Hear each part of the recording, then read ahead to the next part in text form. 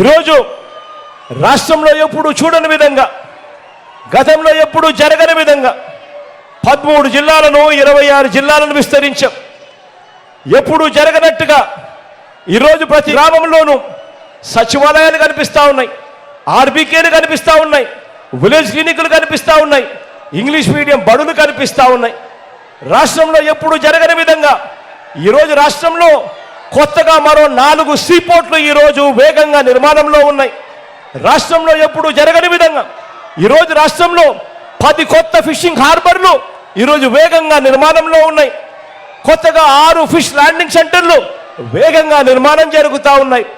ఎయిర్పోర్ట్ల విస్తరణ తీసుకున్నా కానీ భోగాపురం ఇంటర్నేషనల్ ఎయిర్పోర్ట్ వాయువేగంతో కట్టడం మొదలుపెట్టిన కార్యక్రమమైనా కానీ ఏది తీసుకున్నా కూడా 17 కొత్త మెడికల్ కాలేజీల నుంచి మొదలు పెడితే ఏది తీసుకున్నా కూడా జరిగినది ఈ 58 నెలల కాలంలోనే మీ బిడ్డ ముఖ్యమంత్రిగా ఉండగానే జరిగింది అని సందర్భంగా చెప్పడానికి గర్వపడతా ఉన్నా.